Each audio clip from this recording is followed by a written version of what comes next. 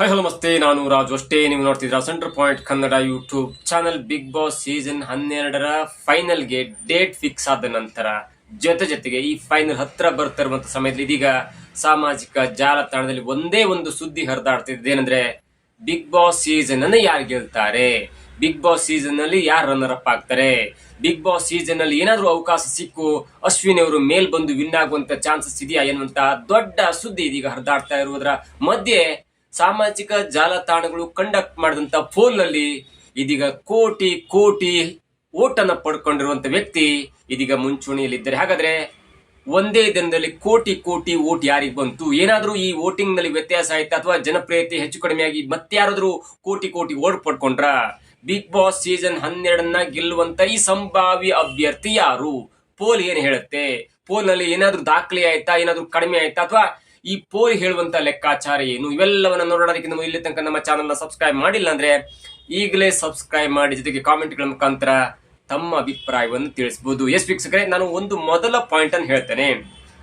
Big boss ಇತಿಹಾಸದಲ್ಲಿ ಇಷ್ಟು ಮತಗಳನ್ನ ಪಡ್ಕೊಂಡಿರುವಂತ, ಇಷ್ಟು ಜನಪ್ರಿಯತೆಯನ್ನು ಪಡ್ಕೊಂಡಿರುವಂತ ಒಬ್ಬ ಕ್ಯಾಂಡಿಡೇಟ್ ನನ್ನ ಬಿಗ್ ಬಾಸ್ ಗೆಲ್ಸಿಲ್ಲ ಅಂದ್ರೆ ಅದು ಬಿಗ್ ಬಾಸ್ ತಂಡಕ್ಕೆ, ಬಿಗ್ ಬಾಸ್ ಒಂದು ಶೋಗೆ ಒಂದು ಕಪ್ಪು ಚುಕ್ಕಿ ಅಂತ ಹೇಳ್ಬೋದು. ಅಷ್ಟು ಓಟ್ ಅನ್ನ ಒಬ್ಬ ಪಡ್ಕೊಂಡಿದ್ದಾನೆ. ಅದು ಯಾರಂತ ಹೇಳ್ತೇನೆ.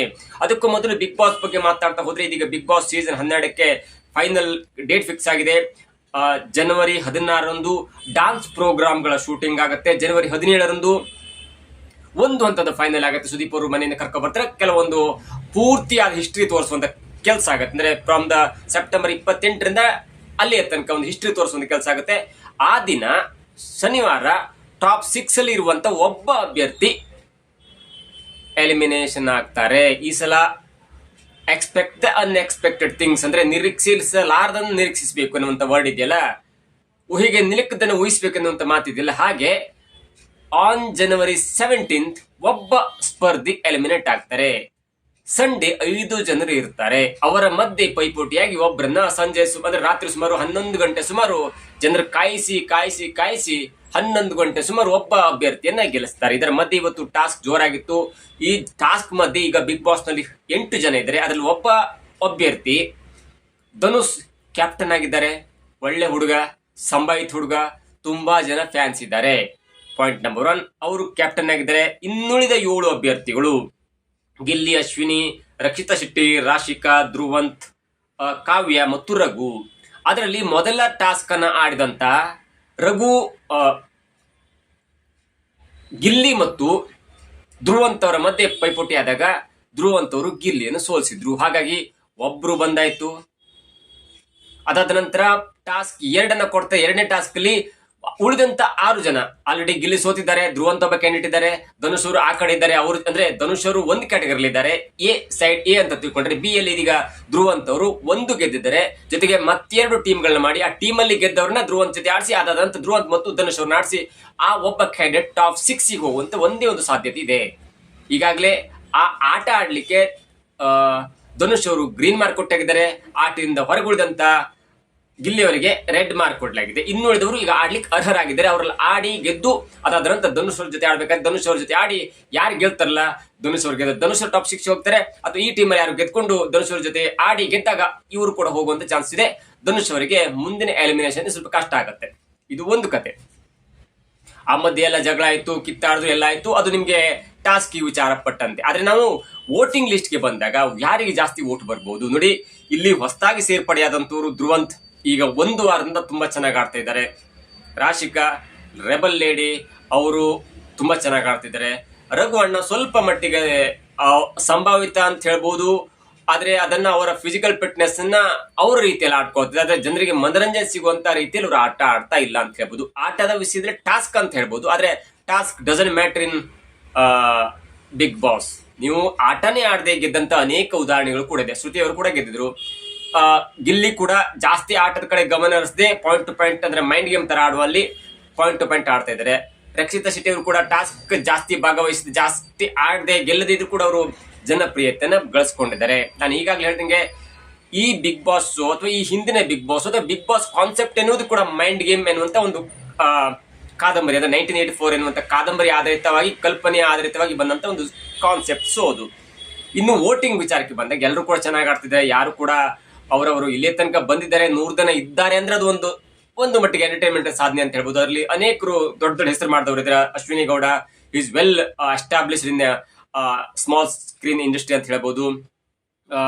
ಧನುಷ್ ಈಗ ಹೀರೋ ಆಗಿ ಆಕ್ಟ್ ಮಾಡ್ತಿದ್ದಾರೆ, ಅಂದ್ರೆ ಸ್ಮಾಲ್ ಸ್ಕ್ರೀನ್ ಅಲ್ಲಿ. ರಕ್ಷಿತಾ ಶೆಟ್ಟಿ ಬ್ಲಾಗ್ ಅಲ್ಲಿ ಸ್ವಲ್ಪ ಹೆಸರು ಮಾಡ್ಕೊಂಡವರು. ಧ್ರುವಂತು ಕೂಡ ಒಂದು ಮಟ್ಟಿನ ಹೆಸರು ಮಾಡಿದಂತವ್ರು. ಕಾವ್ಯಶ್ರೀ ಕಲರ್ಸ್ ನ ಕೊಡುಗೆ. ರಘು ಈಗಾಗಲೇ ಕ್ವಾಟ್ಲೆ ಕಿಚನ್ ಅಲ್ಲಿ ಗೆದ್ದಂತವ್ರು. ಗಿಲ್ಲಿಯ ಬಗ್ಗೆ ಹೇಳಲಿಕ್ಕೆ ಆಗಲ್ಲ, ಅದು ಅಷ್ಟು ದೊಡ್ಡ ಪ್ರತಿಭೆ. ಅದು ಡ್ಯಾನ್ಸ್ ಕರ್ನಾಟಕ ಆಗಿರ್ಬೋದು, ಶಾರ್ಟ್ ಫಿಲ್ಮ್ ಆಗಿರ್ಬೋದು, ಪ್ರಾಪರ್ಟಿ ಕಾಮಿಡಿ ಆಗಿರ್ಬೋದು, ಅದಾದ ನಂತರ ಈ ಬಿಗ್ ಬಾಸ್ ಶೋ ಆಗಿರ್ಬೋದು. ಆದ್ರೆ ವೋಟ್ ಅನ್ನ ಓಪನ್ ಮಾಡಿದಾಗ ನಾವು ಒಂದು ಇಲ್ಲಿ ವಿಷಯವನ್ನು ಹೇಳ್ತೇನೆ. ನಾನು ವೋಟಿಗೆ ತೆಗೆದುಕೊಂಡು ಕೇವಲ 4 ಜನರು ಮಾತ್ರ. ನಾನು ರಘು ಅವರನ್ನು ತೆಗೆದುಕೊಂಡಿಲ್ಲ, ನನಗೆ ಅವ್ರ ಮೇಲೆ ಒಂದು ಡೌಟ್ ಇದೆ, ಅವರು ಎಲಿಮಿನೇಟ್ ಆಗ್ಬೋದು ಅಂತ ಡೌಟ್ ಇದೆ. ಕಾವ್ಯ ಅವರನ್ನು ಕೂಡ ತೆಗೆದುಕೊಂಡಿಲ್ಲ, ಯಾಕಂದ್ರೆ ಕಿಚ್ಚ ಸುದೀಪ್ ಅವರು ಮೊನ್ನೆ ಹೇಳಿದಂತ ಮಾತು ನನಗೆ ಎಲ್ಲೋ ಒಂಥರ ಫ್ಲಾಶ್ ಆಗ್ತಿದೆ.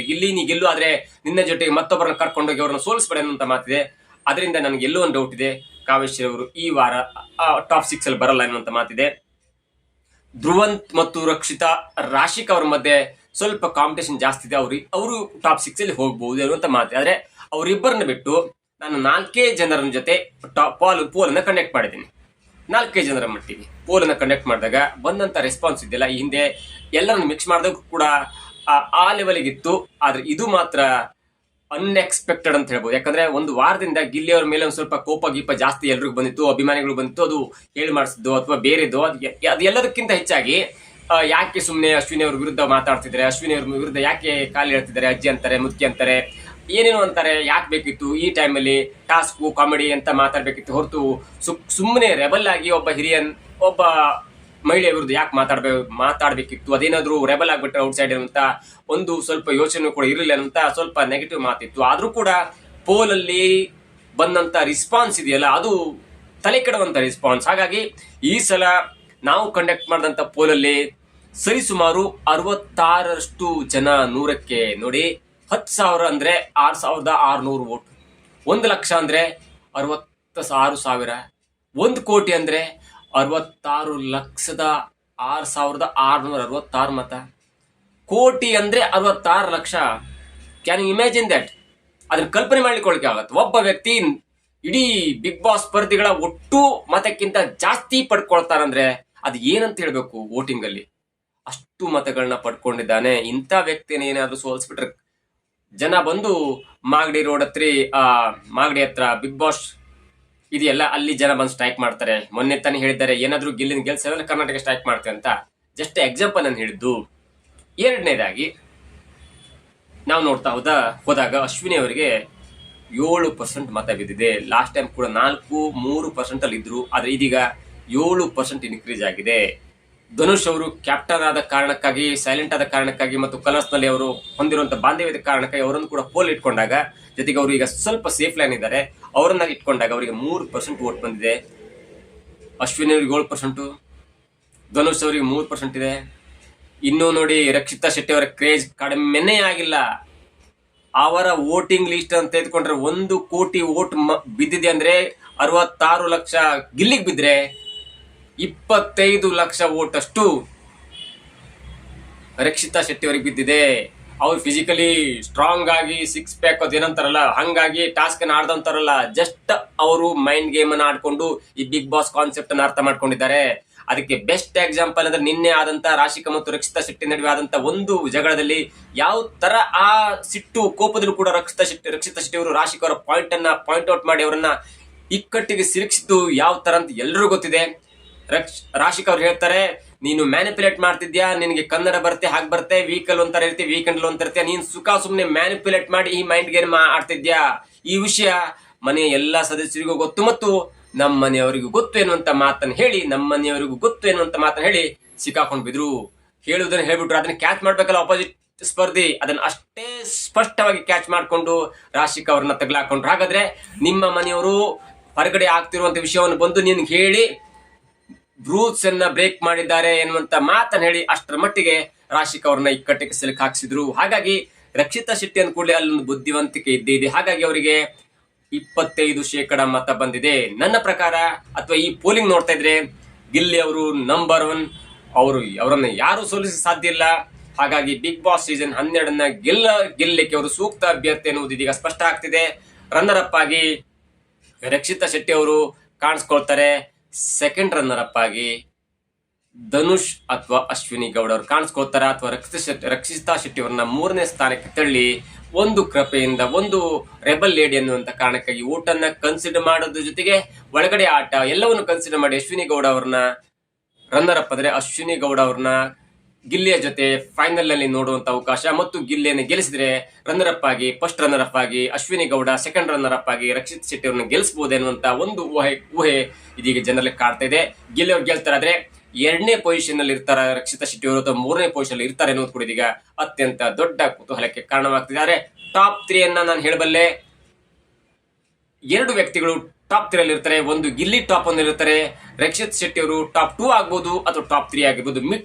ಮಿಕ್ಕ ಒಂದು ವಿಷಯದಲ್ಲಿ ಸ್ವಲ್ಪ ಏರುಪೇರು ಆಗ್ಬೋದು ಬಿಟ್ಟು ಈ 3 ಅಂದ್ರೆ ಟಾಪ್ 1 ಮತ್ತು ರಕ್ಷಿತಾ ಶೆಟ್ಟಿ ಅವರ ವಿಷಯದಲ್ಲಿ ಯಾವುದೇ ಬದಲಾವಣೆ ಆಗಲ್ಲ ಎನ್ನುವುದು ಇದೀಗ ಪೋಲ್ಗಳಿಂದ ಮತ್ತು ಬೇರೆಯವರು ಕಂಡಕ್ಟ್ ಮಾಡಿದ ಪೋಲ್ಗಳಿಂದ ಕೂಡ ಅರ್ಥ ಆಗುತ್ತೆ. ಇದು ಟಾಸ್ಕ್ ವಿಚಾರಕ್ಕೆ ಬಂದಾಗ ಕೆಲವೊಬ್ಬರನ್ನ ಟಾಪ್ 6 ತನಕ ತರದೇ ಇರಬಹುದು, ಅಥವಾ ನೆಕ್ಸ್ಟ್ ವೀಕ್ ಎಲಿಮಿನೇಟ್ ಕೂಡ ಮಾಡಬಹುದು. ಆದ್ರೆ ಈಗಿನ ಲೆಕ್ಕಾಚಾರದ ಪ್ರಕಾರ ಒಂದು ವೇಳೆ ಗಿಲ್ಲಿಯನ್ನು ಗೆಲ್ಲಿಸದಿದ್ರೆ ಅದು ಮತ್ತೊಂದು ಅವಾಂತರಕ್ಕೆ, ಮತ್ತೊಂದು ಅಪನಂಬಿಕೆಗೆ ಕಾರಣವಾಗುತ್ತೆ. ಇದಾಗಿತ್ತು ಇವತ್ತಿನ ವಿಶೇಷ. ನೋಡ್ತಾರೆ centre point Kannada YouTube channel.